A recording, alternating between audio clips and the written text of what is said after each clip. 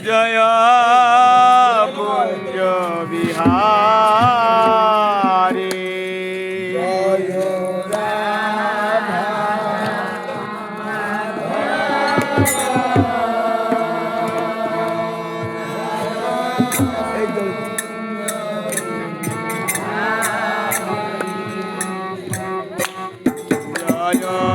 রাধা মাধব জয় কুঞ্জ বিহারী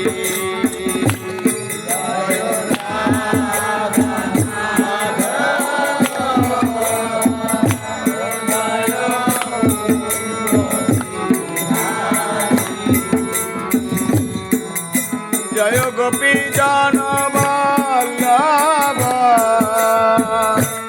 জয় গিরিবারধারী জয়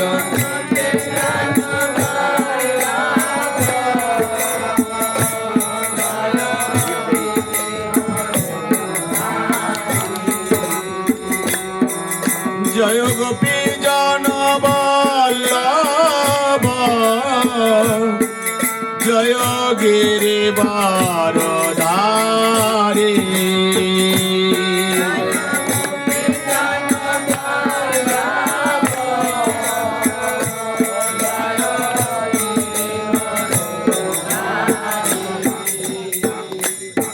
জয় রাধা মাধব জয় কুঞ্জ বিহারী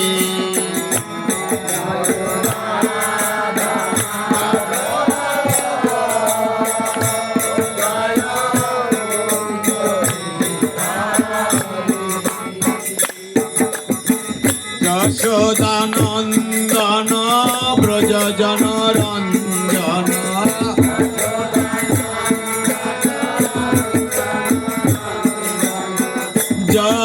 যশোদানন্দন ব্রজজন রঞ্জন যশোদা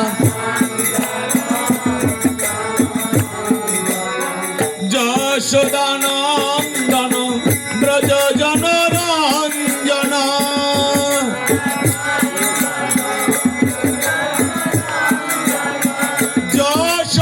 যশোদানন্দন ব্রজজন রঞ্জন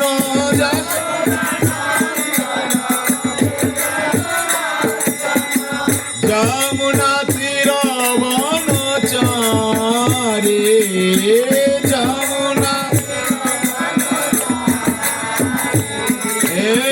যমুনা তীরবনচারী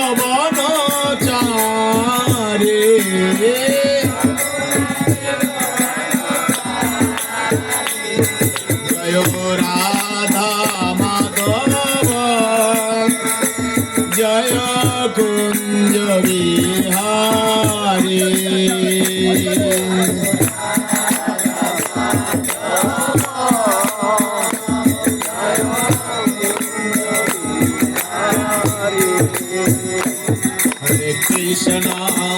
হরে কৃষ্ণ কৃষ্ণ কৃষ্ণ হরে হরে হরে রাম রাম রাম হরে হরে হরে কৃষ্ণ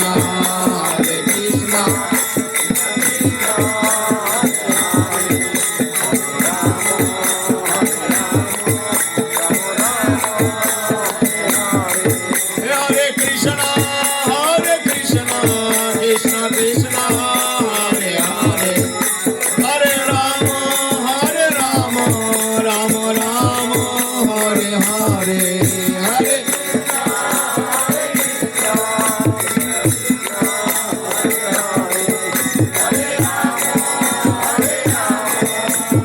রাম রাম হরে হরে ওম বন্দে অহং শ্রী গুরু শ্রীযুতং পাদকমলং श्रीगुरुण वैष्णवांस श्रीरूपं सग्रजातं सगण रघुनाथान्वितं तं सजीवं स्वाद्वैतं शवदूतं परिजनसहितं कृष्ण चैतन्य देवं श्रीराधा कृष्ण पादं सहगण ललिता श्री विशाखान्वितं वन्दे श्री गुरुपतित पावनं वन्दे श्री गुरु गौरंग द्विभुजं वरदां करुणाकरं বৃন্দাবনম নিকুঞ্জস্থানং কল্পপাদকমূলকং শ্রীরাধা মাধবায় পৃষ্ঠং ব্রজরামগণৈর্যুক্তং ললিতা শ্রীবিশাখান্বিতাং বন্দে শ্রীগুরুপতিতপাবনম अखंड मंडलकारं व्यक्तं ज्ञान चराचरं तत्पदं दर्शितं जन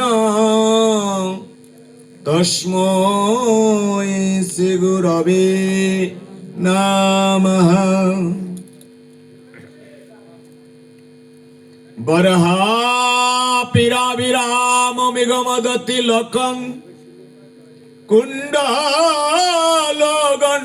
गञ्जक्षणं कुम्भकण्ठं स्मितसभागमामुखं स्वाधरन्यस्तं वेणुं शमं शन्तं त्रिभङ्गरविकारवसनं भूषितं वन्दे वैजयन्तास्तं जुवतिशतवेत्तं ब्रह्मगोपालवेशं। हे कृष्ण करुणा सिन्धु दीनबन्ध जगतपते गोपेश गोपिका कान्त राधा कान्त नमोस्तुते। तप्त काञ्चन गौराङ्गी राधे वृन्दावनेश्वरी विश्वभानुसुत देवी प्रणमामि हरिप्रिये।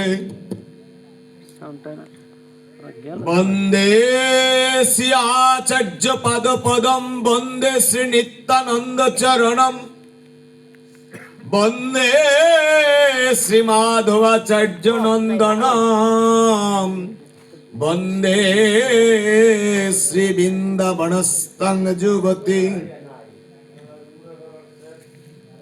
तप्त काञ्चन गौराङ्गी राधे वृन्दावनेश्वरी विश्वभानुसुत देवी प्रणमामि हरिप्रिये।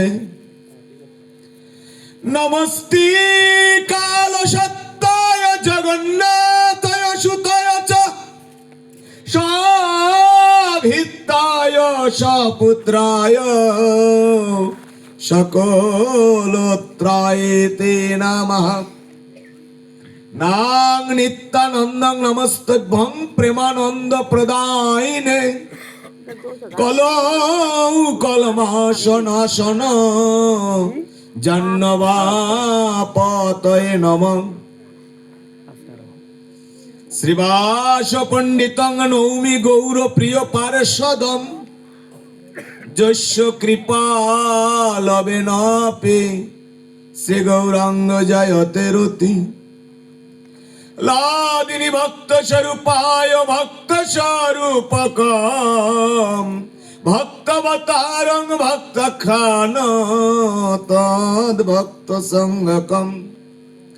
জয় শ্রী কৃষ্ণ চৈতন্য প্রভু নিত্যানন্দ শ্রী অদ্বৈত গদাধর শিবাসাদি গৌর ভক্তবৃন্দ। গৌর ভক্ত পঞ্চতত্ত্ব গৌর ভক্ত পঞ্চতত্ত্ব করিয়া শরণ প্রেমানন্দে কর কৃষ্ণ নাম সংকীর্তন। যেই নাম সেই কৃষ্ণ ভজ নিষ্ঠা করি নামের সহিতে আছে আপনে শ্রীহরি। নাম ভজ নাম চিন্ত নাম কর সার নাম বিনে কলির জীবের গতি নাহিয়া। বলো হরের নাম হরের নামৈব কেবলম কলৌ নাস্তেব নাস্তেব নাস্তেব গতিরন্যথা। বিন্দায় তুলসী দিব্যই প্রিয়ায় কেশবস্য চ বিষ্ণু ভক্তি প্রদে দেবী সত্যবত্যই নমঃ নমঃ। বাঞ্ছা কল্পতরুভ্যশ্চ কৃপা সিন্ধুভ্যেব চ পতিতানাং পাবনেভ্যো বৈষ্ণবেভ্যো নমো নমঃ।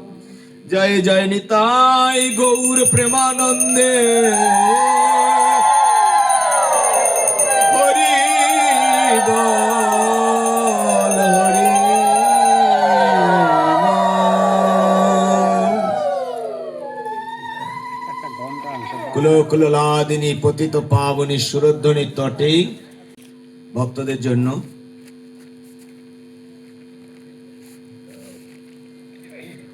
সত্যি এটা আনন্দের বিষয় যে অ্যাকচুয়াল তো আমরা ধর্ম থেকে অনেকটাই পিছনে নাকি এগিয়ে গেছি, অনেকই পিছনে। সেক্ষেত্রে এরকম একটা ক্লাস, এরকম একটা স্কুল বা এরকম একটা প্রচার কেন্দ্র যদি থাকে তাহলে আর কিছু না হোক অন্তত আমাদের ছেলেপেলেরা কিছুটা হলেও গীতা জ্ঞানকে আস্বাদন করতে পারবে। কিন্তু বিষয়টা হচ্ছে সেটাকে কাজে খাটাতে নাও পারে আমাদের পিতামাতাদের কারণে। শিখলেও সেটা অনেক সময় ছেলেপেলেরা কাজে খাটাতে পারেনি। এর কারণ হচ্ছে আমাদের নৈতিকতা, আমাদের শিষ্টাচার আর আমাদের আত্মচেতনা ধীরে ধীরে এতই ক্ষুণ্ণ হয়ে যাচ্ছে যে সত্যিকার অর্থে আমরা ধর্ম কতটুকু মানতে পারি। কিছু মনে করবেন না, দেখবেন আজকে আমাদের এই সমাজভুক্ত লোকের প্রত্যেকের ঘরেই সুকেস সোফা, প্রায় ঘরেই মোটামুটি খাট, এগুলো দিন দিন বাড়ছে না কমছে? জোরে বলবেন। অথচ ঠাকুর মন্দিরের ঘন্টা বাড়ে না, ওদিকে আমাদের মন জাগে না। প্রত্যেকের ঘরে স্টিলের বাসন বোঝাই এখন দেখবেন সুকেস আলমারিতে। ঠাকুরের প্রতি মন আমাদের একেবারেই কম, ভগবানের দিকে মন আমাদের একেবারে ক্ষুণ্ণ। এখনো দু চারজন যা আছি তাও প্রকৃত প্রকাশ করতে পারিনি। হরে কৃষ্ণ। আসল কথা হচ্ছে আমরা একটা গণ্ডিবদ্ধ সমাজের মধ্যেই চলি, আমরা বাইরে কোথাও যেতে চাই না। আমরা ধর্মাচরণ যেটুকু করি শুধুমাত্র গণ্ডিবদ্ধের মধ্যে। কোন ধর্ম অনুষ্ঠানে আসলে, আজকে দেখুন আমার মনে হয় সুতারবাড়ি এলাকার ভক্তবৃন্দ না হলে এখানে যে কয়জন ভক্ত আছে তার 50% প্রায় সুতারবাড়ির ভক্ত। তো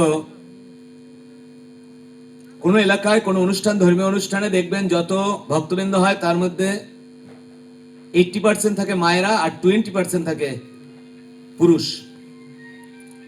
আর আপনি অন্যান্য সম্প্রদায়ভুক্ত অন্যান্য সমাজে যাবেন, সেখানে দেখবেন এর বিপরীত। এসব ভক্তরা অনেক দূরে দূরে যায়।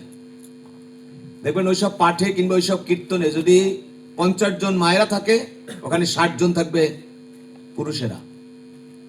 কিন্তু আমাদের পুরুষদের মধ্যে মূল্যবোধ বেশি। এদের ধর্মীয় চেতনা এতই পিছিয়ে রয়েছে যে মনে করে ওখানে গিয়ে বসলেই বোধহয় কেউ লজ্জা দিবে, আর আমি ওখানে বসবো কেন, ইত্যাদিতে এ ধরনের চিন্তা চেতনা আমাদের মধ্যে থাকে, যার কারণে আমরা অনেকটা পিছিয়ে থাকি। হরে কৃষ্ণ। আর ধর্মাচরণ আমাদের আসলে ধর্মের জন্য নয়, ধর্মাচরণ হচ্ছে পালন করতে হবে। তাই যেটুকু বা ধর্মের অনুষ্ঠান করি আমরা প্রত্যেকে একটু খেয়াল করে দেখবেন, যতটাই ধর্মের অনুষ্ঠান হচ্ছে এর প্রতিটা অনুষ্ঠান হচ্ছে এখন প্রহসনের অনুষ্ঠান। নাম কীর্তন হচ্ছে প্রহসন।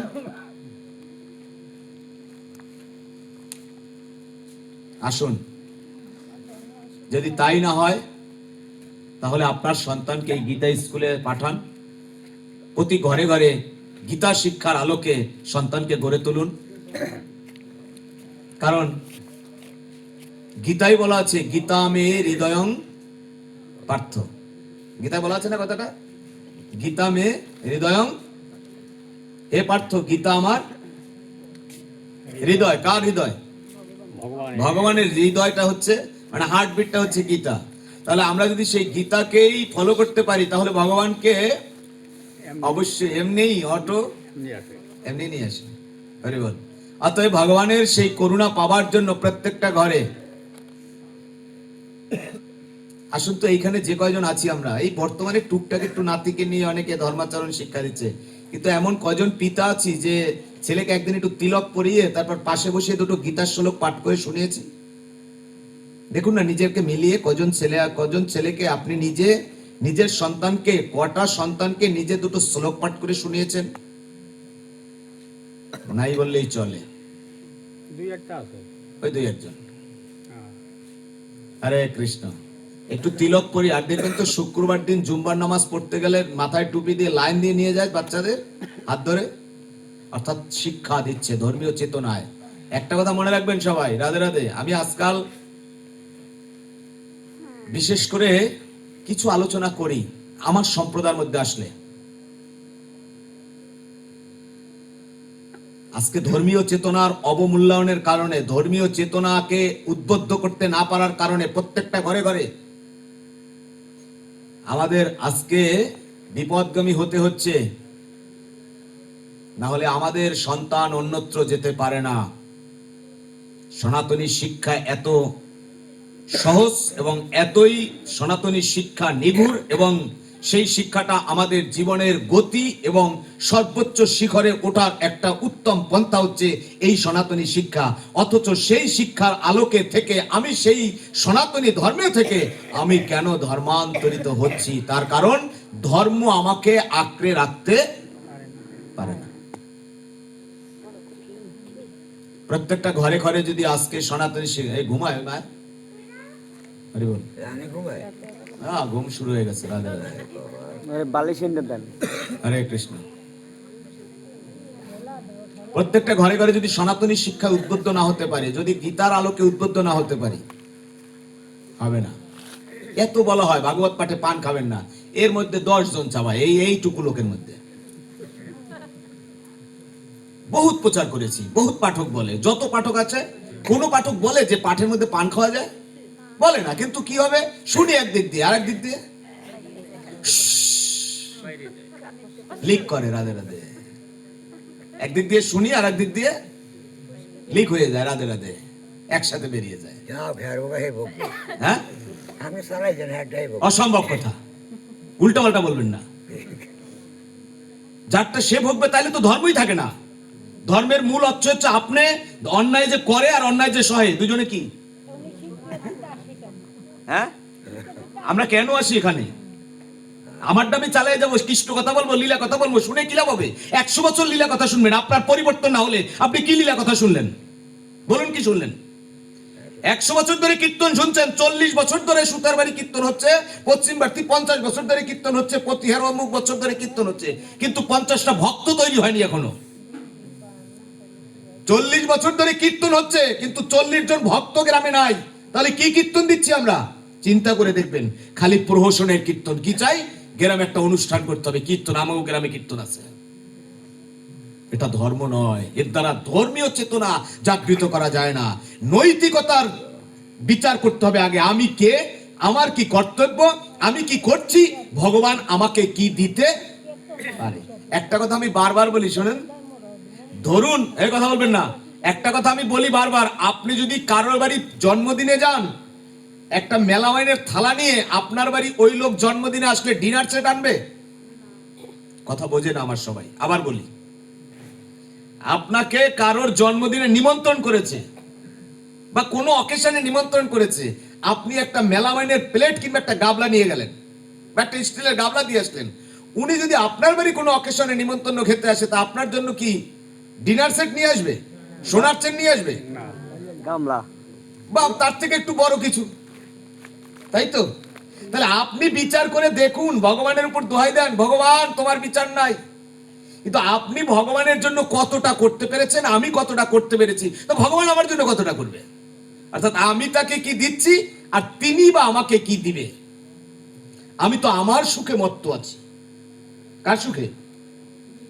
সর্বদা আমার সুখে মত্ত আছি। এখানে পাঠ করছি, এটাও আমার সুখের জন্য। এখান থেকে কিছু টাকা দিবে, সংসার চলবে, ভালো থাকবো, হরে কৃষ্ণ, একটা বাড়ি করব, ইত্যাদি ইত্যাদি। তার মানে কি? আমরা আমার সুখেই মত্ত আছি। যাও বা ধর্ম যাজন করছি, তার মধ্যেও আমার জন্য করছি, ভগবানের জন্য কোনো কিছুই করি না। তুমি সুখ থাকো, সুখময়, হরে কৃষ্ণ। একটু দেখবেন তো, আপনার বিছানাপত্রের দিকে তাকিয়ে আর ভগবানের বিছানার দিকে তাকিয়ে অনেকবারই তাকাবেন। রাধে রাধে। ভগবানের বিছানার মধ্যে দেখবেন ওই লাল শালুর উপরে কিংবা ওই কাপড়ের উপরে এতখানি চট পড়ছে, আছে এরকম? আছে না? নাই? জোরে বলেন। কি করছি তাহলে? অথচ আমার বিছানা রোজ রোজ, হরে কৃষ্ণ, পরিষ্কার করছি। তা ভগবানকে আদৌ ভালোবাসছি না, আর ভগবানও আমাদের দিকে সেরকম তাকাচ্ছে না। এটাই নিয়ম। যস্মিন কদাচিতানি চ যস্য প্রীতিময় ভাবন্তিকা যদ ভাব তদান্তিকতে যস্য ভাবতি তে দদাতিকম। কি বলছেন? তুমি যেমন ভাবে তাকে ভাবো, তিনি তোমায় তেমন ভাবে। তুমি যেমন দাও তাকে, তিনি তোমায় তেমন দিবে। গৌর হরি বল। তুমি যেমন দিবে, তিনিও তোমায়, ওই যে বললেন আপনি চালাই যান, আমি যেরকম চালাই যাবো সব সেরকমই চলবে। রাধে রাধে। আগে শোধন হতে হবে। রাধে রাধে।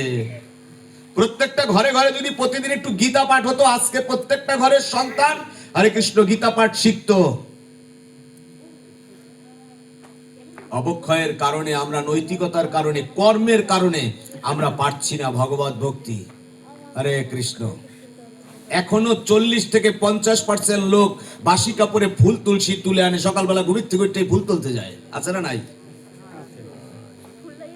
ফুল হয়ে যাবে। রাধে রাধে। ঘুমির থেকে মুখ ধোয় না, আগে ডালি লয়ে বাইরেছে ফুল আনতে।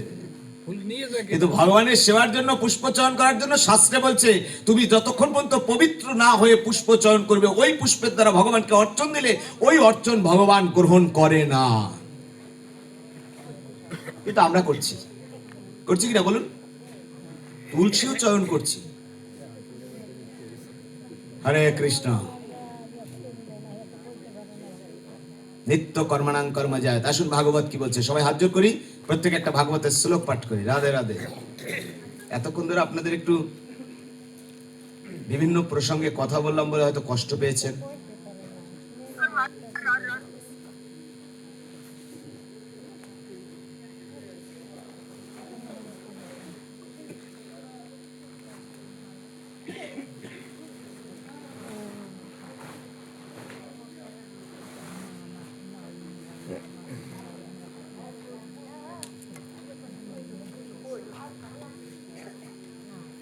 হরে কৃষ্ণ। হাত জোর করি সকলে। দেখবেন তাও করবে না, ভক্তি হবে। এখানেও অবক্ষয়। কত কষ্ট একটু হাত জোর করতে ভগবানের কাছে। মন্দিরের সামনে যাই, রাধে রাধে, একটু হাত জোর করে প্রণাম করতে তাও কষ্ট বোধ করি ভগবানের কাছে। আসুন হরে কৃষ্ণ, হাত জোর করি সবাই। শ্রীমদ্ ভাগবতম প্রথম স্কন্ধ। হয়তো পাঠ শুনতে আসছে।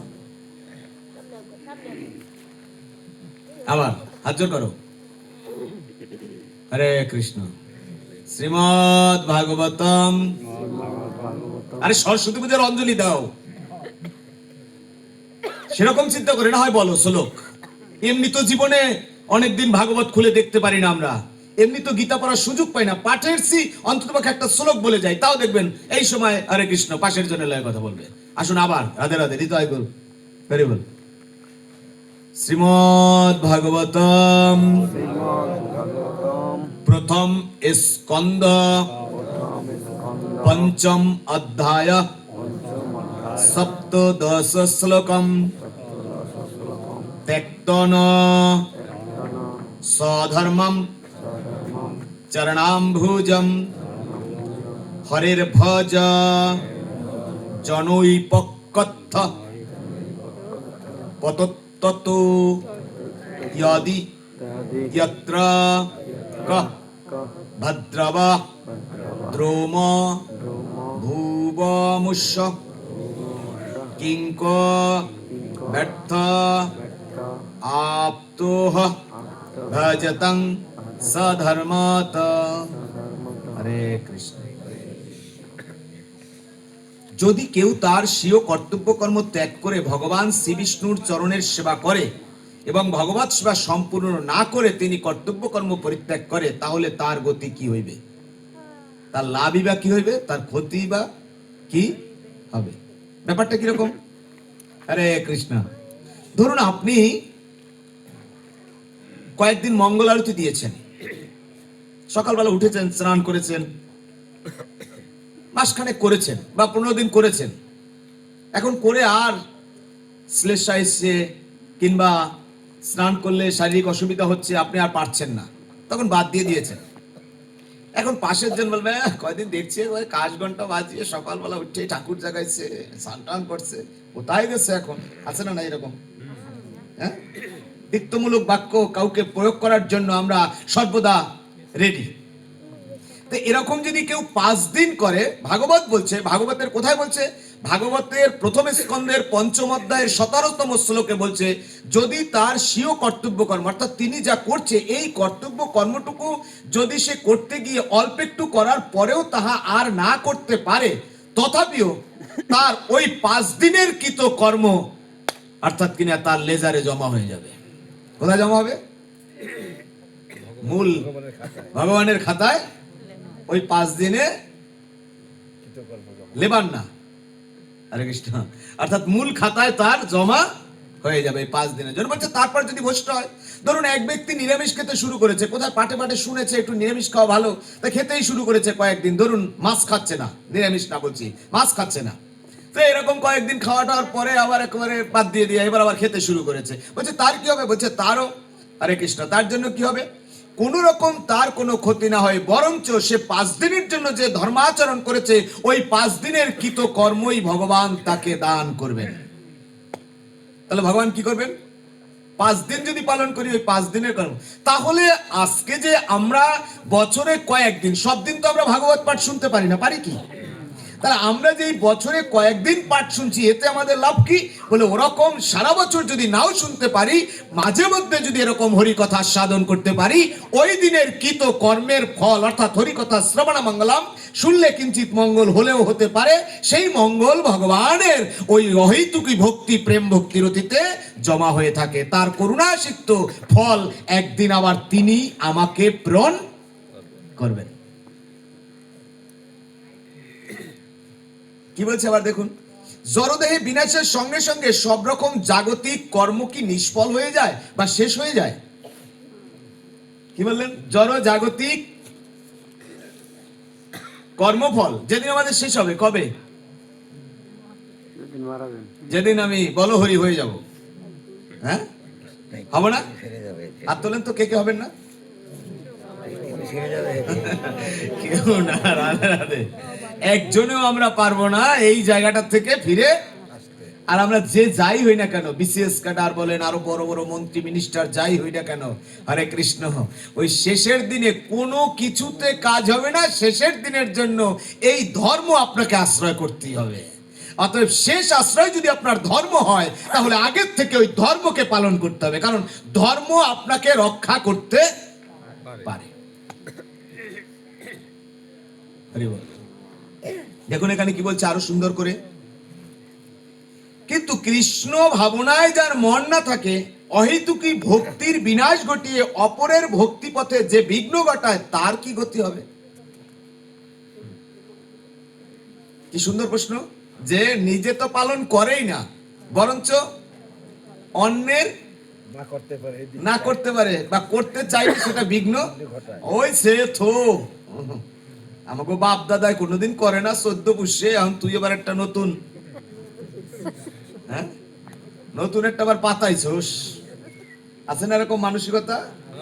আরে কৃষ্ণ বলছে সেই প্রসঙ্গে, বলছে দেখুন ভাগবত থেকে বলছি, কিন্তু সে প্রসঙ্গে কি বলছেন, বলছেন সৎ ব্রাহ্মণ অথবা বিত্ত কিংবা সম্ভ্রান্তশালী ব্যক্তি অথবা কোনো উচ্চ নামকৃত বংশে জন্মগ্রহণ করেও যদি তার নিজের গৌরব কিংবা নিজেকে অনেক বড় কিছু মনে করো, তিনিও জেনে রাখো যে অন্যকে ধর্মাচরণে বাধা দিলে তার নিন্দনীয় ত্রুটিজনিত অপরাধ কোনোদিন ভগবান নিষ্কৃতি দিবে না, কিংবা তাকে কখনো ক্ষমা করিবে না।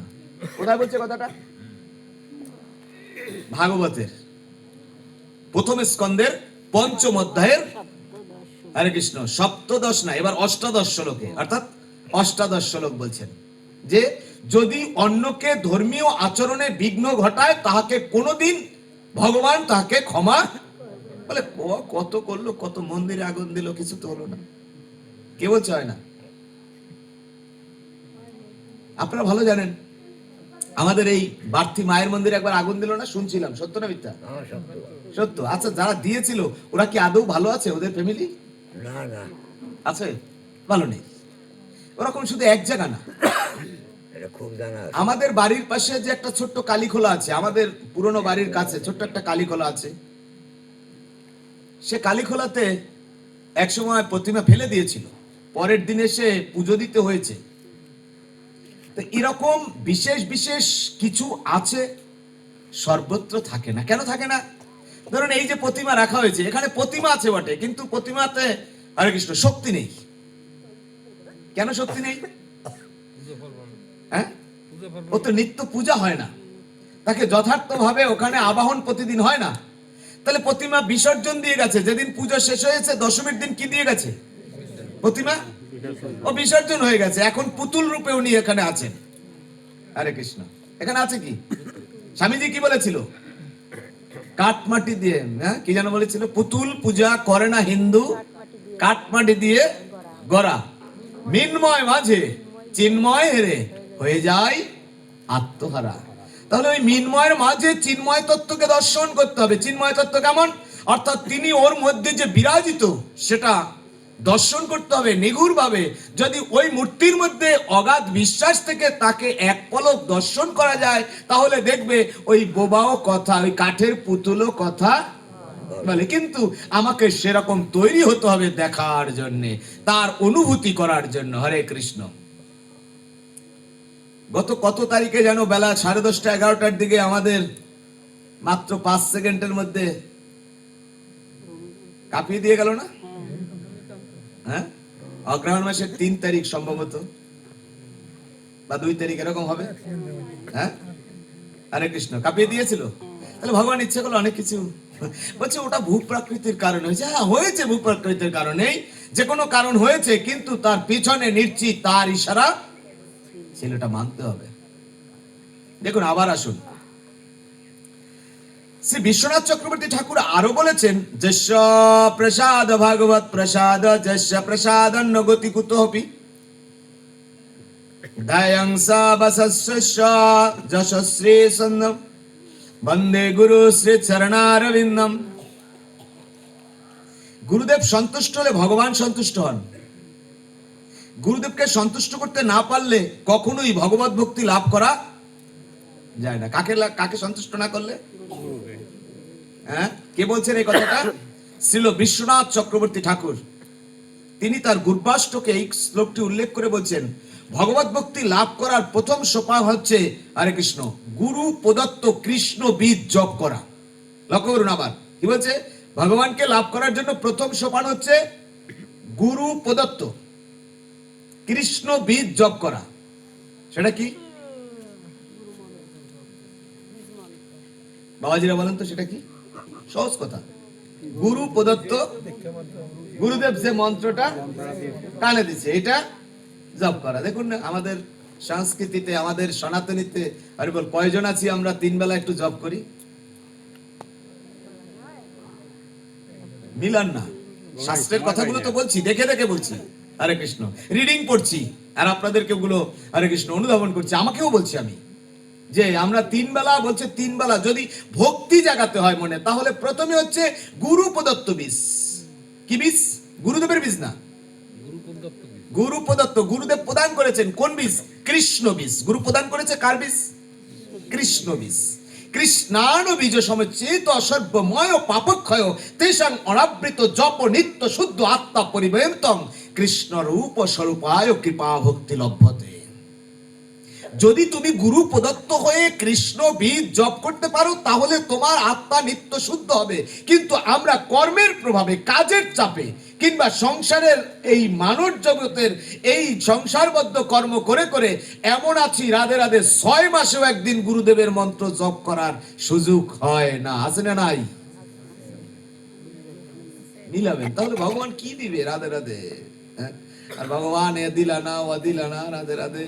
যা দেয় অনেক করুণা করে দেয়, তারপরও যা দিচ্ছে। আমি তো মাঝে মধ্যে নিজেকে নিজে ভাবি যে প্রভু, আমি তো এতটা পাওয়ার যোগ্য না, তারপরে তো অনেক দাও তুমি। বাস্তব কথা, তিনি অনেক দেয়, কারণ দয়াল। অর্থাৎ কিনা তিনি করুণা করেন কেন? আমরা হচ্ছি পাপাচারী জীব। কোন সন্তান যদি মায়ের বিকলাঙ্গ থাকে, কোন সন্তান যদি পঙ্গু থাকে, কোন সন্তান যদি অন্ধ থাকে, ওই মায়ের যেমন ওই সন্তানের প্রতি কি থাকে? আকর্ষণ বেশি থাকে। আমরা হচ্ছি সেই পতিত জীব, অর্থাৎ আমরা কলিতে আমার প্রভুর পতিত জীব। তাই প্রভুরও করুণা আছে বলে আমরা অন্যান্য যুগে হাজার হাজার বছর তপস্যা করেছে, আর আমরা 5 মিনিট সময় বসে ভগবানের নাম জপ করতে 1000 বছর বসে তপস্যা করেছে, আর আমরা 5 মিনিট সময় পারি না। রাধে রাধে। তাহলে তিনি নিশ্চয়ই করুণা করে আমাদেরকে এই যা কিছু দান করছেন, সকল করুণার আশ্রয়। দেখবেন পান গোছার সময় পাই, কিন্তু জপ করার সময় পাই না। সকালে দিতে রাধে রাধে। হ্যাঁ, কি আরতি মা, সত্য না? হ্যাঁ, সকল কাজের পাই গো সময়। কর্মটা ধর্ম। কর্ম, কর্ম এটা ব্যাখ্যা করুন, এই লাইনটাকে ব্যাখ্যা করুন। কর্মই ধর্ম, আমিও মানছি, এই লাইনটা ব্যাখ্যা করুন। কর্ম তো দু প্রকার, সুকর্ম আর সাত্বিক, রাজসিক, তামসিক, 3 প্রকারের কর্ম। সকাম, নিষ্কাম। একটা সুকর্ম আর একটা কুকর্ম। একটা সকাম কর্ম আর একটা নিষ্কাম কর্ম। আর একটা কি? হরে কৃষ্ণ, সাত্বিক কর্ম, রাজসিক কর্ম, তামসিক কর্ম। এখন এই যে কর্মকে এতগুলো ভাগ করেছে, রাধে রাধে, এখন কর্মই ধর্ম, কোনটাকে আপনি ধর্ম মনে করবেন? কুকর্মই ধর্ম। কর্ম তো 2 প্রকার, সুকর্ম কর্ম আর কুকর্ম কর্ম। কর্ম না? কথা বলেন, কর্ম 2 প্রকার, কি কি? কর্ম, অকর্ম, বিকর্ম। তাহলে কর্ম, কর্মই ধর্ম মানছি, ওটা হরে কৃষ্ণ ফেরেস আছে, ওটা ধরুন ভাব সম্প্রসারণে আছে। কিন্তু আপনি কর্মটাকে যে ধর্ম মানবেন, কোন কর্ম? কর্ম তো 2 প্রকার, একটা কুকর্ম আর একটা সুকর্ম। এখন কুকর্মটাকে কি আপনি কর্মই ধর্ম বলবেন? নিষ্কাম কর্ম। তাহলে নিষ্কাম কর্মের ডেফিনিশন কি আছে? সমর্পণ। সমস্ত কর্ম ঈশ্বরে কয়দিন দেন? রাধে রাধে। সমস্ত কর্ম ঈশ্বরে সমর্পণ। ওই যে বললেন কর্মই ধর্ম, তার মানে ওই আমার নিজের জন্য যে কর্ম করছি ওইটা ধর্মের কথা বলে নাই। হরে কৃষ্ণ সহজে বোঝে, কয় কর্মই ধর্ম, নাকি এরকম বুঝি আমরা? আপনাকে দিয়ে আমি বলছি না যে কর্মই ধর্ম, তার মানে আমি যা করছি এটাই আমার ধর্ম। আবার কি সুন্দর করে আমরা ব্যাখ্যা করি, আত্মার ইচ্ছা কর্ম, তারপর সব ধর্ম। আত্মারে সুখ দেয়, রাধে রাধে। কোন আত্মারে সুখ দেয়? দেহের মধ্যে তো 5টা আত্মা আছে, কোন আত্মাকে সুখ দিচ্ছি? আত্মাকে তো সুখ দিচ্ছি। হরে কৃষ্ণ। তা আত্মাকে সুখী করার জন্য কোন আত্মাকে সুখী করছি? আত্মা তো 5 রকম আত্মা, আত্মা রামেশ্বর পরমাত্মা, জীবাত্মা, ভূতাত্মা। তাহলে এই 5টা আত্মা মিলে ইজিকল টু একটা আত্মা। যেমন কম্পিউটারে কয়েকটা সংজ্ঞা আছে, 60টি যন্ত্রের সমন্বয় একটি কম্পিউটার। তাহলে ওই 60টি যন্ত্রাংশ মিলে যদি একটা পূর্ণ কম্পিউটার হয়, এই 5টা আত্মা মিলে একটা পূর্ণ আত্মা। ঠিক তো হলো, আপনি আত্মাকেই আহার দিচ্ছেন, কিন্তু আপনি বিবেচনা করে দেখুন কোন আত্মার আহার দিচ্ছেন, যে আত্মাই রক্ষা ধর্ম। রাধে রাধে। হ্যাঁ, হরে কৃষ্ণ। আত্মাকে রেখেই ধর্ম। নিতাই গৌর হরি বল। হ্যাঁ, জয় রাধে। আসল কথা কি জানেন তো, আমরা সব বুঝি কিন্তু আসল জায়গায় বুঝি না। ওই যে বলছে সমস্ত কর্ম, কি সুন্দর একটা রেফারেন্স দিয়েছে, যে সমস্ত কর্ম কৃষ্ণের সমর্পণ। এরকমটা কতদিন ভাবতে পারি যে আজকে তো আমি খাচ্ছি, হরে কৃষ্ণ, ভগবানের তো চিনি বাতাসা দিয়ে বছরে, হরে কৃষ্ণ, হ্যাঁ, সারা বছর কাটিয়ে দিলাম, আর আমি 3 বেলা নাস্তা 9টার জায়গায় যদি 10টা হয়, তাহলে করছো কি? হ্যাঁ, তাহলে আমার তো 3 বেলা ভাত চলছে, কিন্তু ভগবান বছরে একদিন বাবা মার নামে একটু ভোগ লাগাই, তাও অনেকে পারি না। রাধে রাধে। কয় এবার অর্থনৈতিক পরিস্থিতি ভালো না, থাক এবার।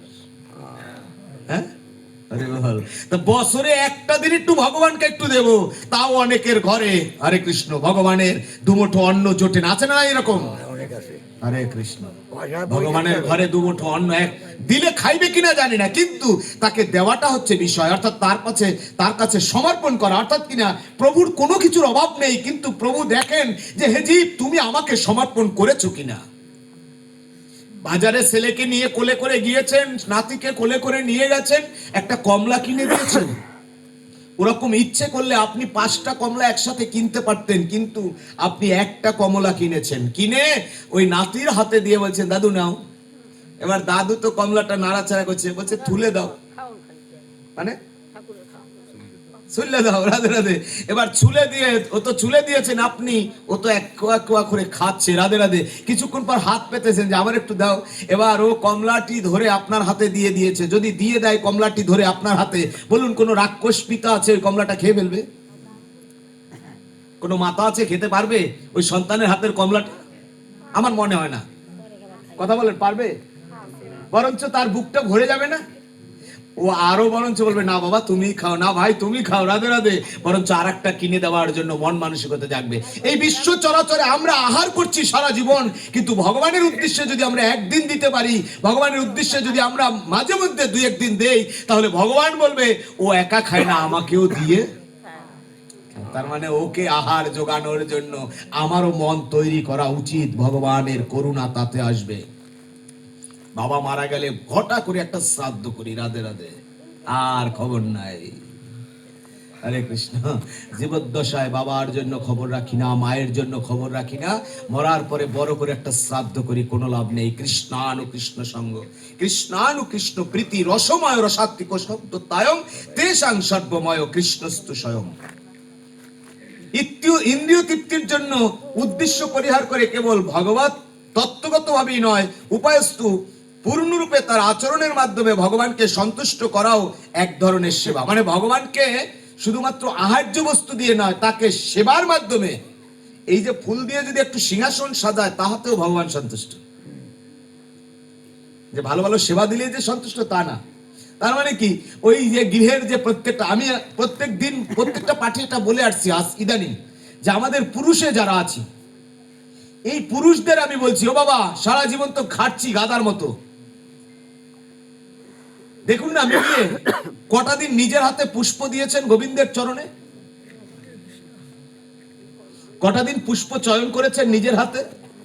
নিজের হাতে দুটো চন্দন ঘষে, নিজের হাতে একদিন ও দুটো পুষ্প দিয়ে, এক ফোঁটা নয়ন জল কি দিয়ে বলেছি, প্রভু এ জগতে এসেছিলাম তোমার সেবা করবার জন্য, কিন্তু আমি আমার সেবায়, আমার স্ত্রী পুত্র পরিজনের সেবায় চির নিমিত্ত হয়ে গেলাম, আমি তো তোমার সেবা একদিনও করতে বলতে পারি কি? একদিনও বলি না অনেকে। তাহলে কি হবে? আমি তো আমার কর্মের জন্য ব্যস্ত, ভগবান আমাকে কি দিবে? ওই স্ত্রী পুত্র পরিজন খাবার জন্য ভালো চাকরি করছি, ভালো পোশাক পরছি, ভালো কর্ম করছি, কিন্তু শেষের দিনে আমাকে কেউ কিচ্ছু দিবে না। শেষের দিনে আমার রাস্তা আমাকেই খুঁজে নিতে হবে। যেখানে ভগবানের কাছে সমস্ত লোক, জনলোক তপলোক থেকে শুরু করে সকলে আশ্রয় করে, যার কাছে করুণা ভিক্ষা পাওয়ার জন্য সকলে সেখানে প্রাণবন্ত হয়, সেই জায়গাটার থেকে আমরা এখনো বুঝতে পারিনি। বাবাজি বলছে আপনি একটু এই জায়গাটাতে পাঠ করবেন, একটু টিভিতে দেখাইছে, আমার কোথায় যেন পাঠ করছি গলাচিপের দিকে, সেটা একটু দেখাইছে। রাধে রাধে। হ্যাঁ, ভগবানের কাছে আত্মসমর্পণ করে শিব, ভগবানের কাছে আত্মসমর্পণ করে ব্রহ্মা, ভগবান কৃষ্ণের কাছে আত্মসমর্পণ করেছিল দেবরাজ ইন্দ্র। একদিন পরমেশ্বর ভগবান শ্রীকৃষ্ণ বৃন্দাবনের গোষ্ঠে যাচ্ছেন।